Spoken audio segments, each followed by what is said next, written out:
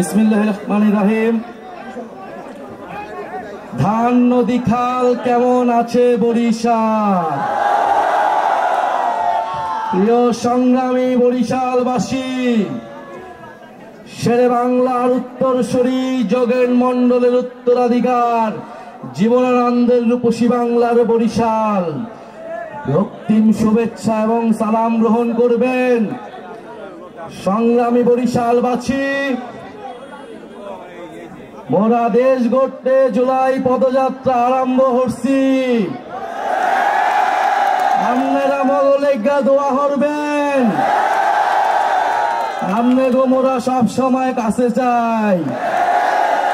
সংগ্রামী বরিশালবাসী, দেশ গড়তে জুলাই পদযাত্রায় আমরা এসেছি সেই ঐতিহাসিক বরিশালে, সেই সংগ্রামের বরিশালে, সেই প্রতিশোধের বরিশালে, যেই বরিশালে জন্ম নিয়েছিলেন বাংলাদেশের অন্যতম স্থপতি, বাংলাদেশের রূপকার, যেমন একজন নেতা যিনি বাঙালি মুসলমান সমাজকে 100 বছর এগিয়ে দিয়েছিলেন, সেই শেরে বাংলার ভূমিতে আজকে দাঁড়িয়ে আমরা কথা বলছি। প্রিয় সংগ্রামী বন্ধুগণ, প্রিয় সংগ্রামী বন্ধুগণ, আজকে বক্তব্যের শুরুতেই শেরে বাংলার কথা বলতে হয়, কারণ শেরে বাংলা ফজলুল হককে আমরা মনে প্রাণে ধারণ করি।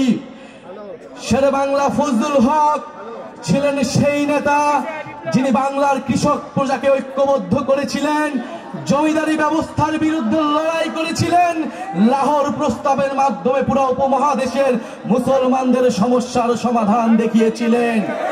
প্রিয় সংগ্রামী বন্ধুগণ, জাতীয় নাগরিক পার্টি গণ অভ্যুত্থানের নেতৃবৃন্দ আমরা সেই শেরে বাংলা ফজলুল হকের উত্তরসূরি।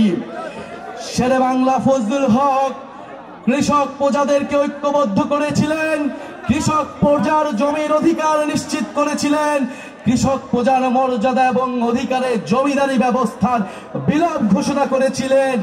আমরা জাতীয় নাগরিক পার্টি, আমরা জুলাই গণ অভ্যুত্থানে নাগরিকের অধিকার এবং মর্যাদা রক্ষার জন্য ফ্যাসিবাদী ব্যবস্থার বিলোপ ঘোষণা করেছি।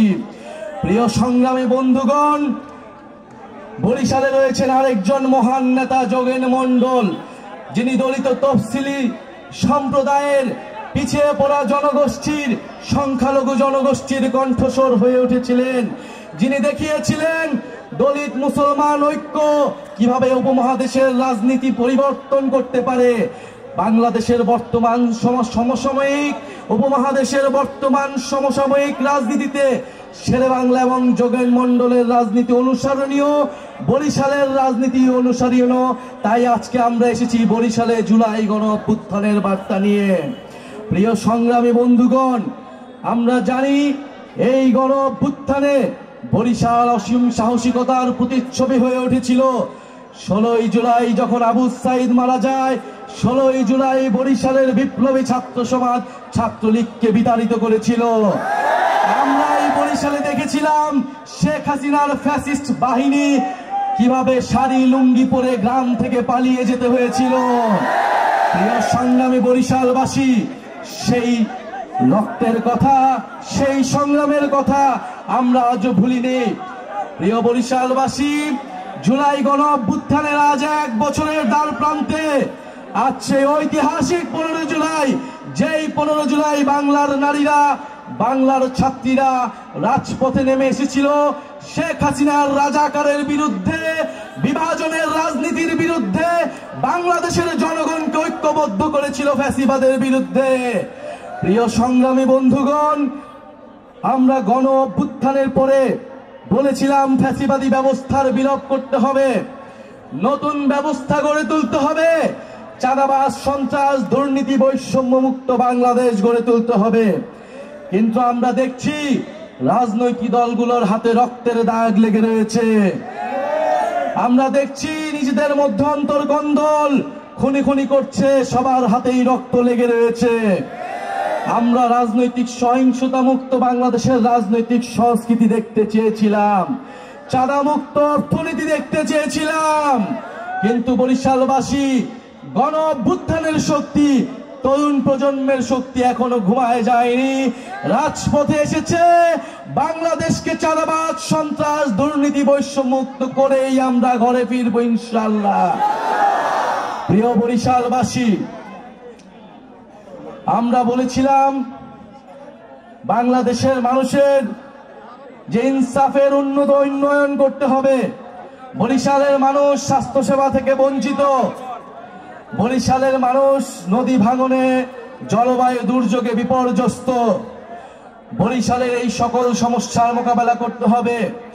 যেই বরিশালে শেরে বাংলা ফজলুল হক, যোগেল মন্ডলের মতো নেতারা জন্ম নিয়েছিল, সেই বরিশালবাসী আজ নানা অবহেলা, নানা বৈষম্যে জর্জরিত। জাতীয় নাগরিক পার্টি আজকে আপনাদের কাছে এসেছে নতুন দিনের বার্তা নিয়ে, নতুন রাজনীতির বার্তা নিয়ে। শেরে বাংলা ফজলুল হক এবং যোগেন মন্ডলের রাজনীতির পুনরুত্থান ঘটাবে জাতীয় নাগরিক পার্টি। গণ অভ্যুত্থানের নেতৃত্ব, বরিশালের প্রতিটি সন্তান আরেকজন শেরে বাংলা হয়ে জন্ম নেবে ইনশাআল্লাহ। বরিশালবাসীকে জানিয়ে দিতে চাই, আমরা কোন দলের সহিংসতাই আমরা মেনে নেব না। ইলেকশন কমিশনকে যেভাবে দলীয়করণ করা হয়েছে এই নতুন বাংলাদেশে, গণ অভ্যুত্থানের পরে ইলেকশন কমিশন নিরপেক্ষভাবে কাজ করছে না।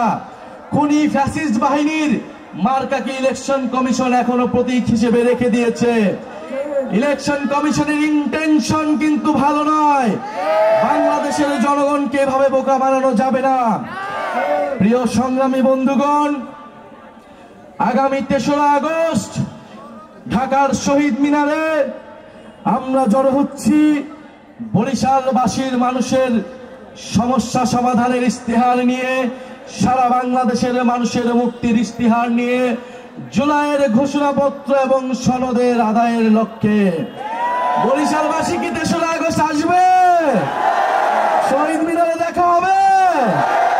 ক্ষমতা না জনতা, ইয়া প্রশ্ন সংগ্রাম, দালালি না রাজপথ, এই গোলামি না আজাদি, দিল্লি না ঢাকা, পিন্ডি না ঢাকা, ক্ষমতা না জনতা, অ্যাকশন টু অ্যাকশন, এই চাঁদাবাজদের বিরুদ্ধে, এই সন্ত্রাসীদের বিরুদ্ধে।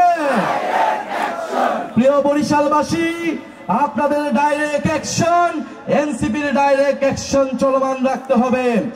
ইনশাআল্লাহ জাতীয় নাগরিক পার্টি রাজপথে নেমেছে। কোন হুমকি ধামকি বাধা বিপত্তি দিয়ে এই গণজোয়ার থামানো যাবে না। প্রত্যেকটি জেলায় উপজেলায় জাতীয় নাগরিক পার্টি এবং তরুণদের পক্ষে গণজোয়ার তৈরি হয়েছে। এই জোয়ার রুখবে কারো সাধ্য নাই।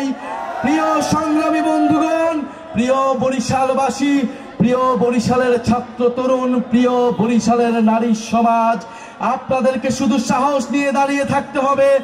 জনগণ আমাদের সাথে আছে। আমরা বলেছি স্পষ্টভাবে, 5ই আগস্ট আমাদের লক্ষ্য ছিল গণভবন, এবারে আমাদের লক্ষ্য হচ্ছে সংসদ ভবন। ইনশাআল্লাহ আমরা বিজয় অর্জন করব, বরিশালবাসীকে সাথে নিয়ে এই বিজয় অর্জন করব। ইনকিলাব ইনকিলাব। সংগ্রামী ছাত্র বন্ধুগণ, আজকে যাদের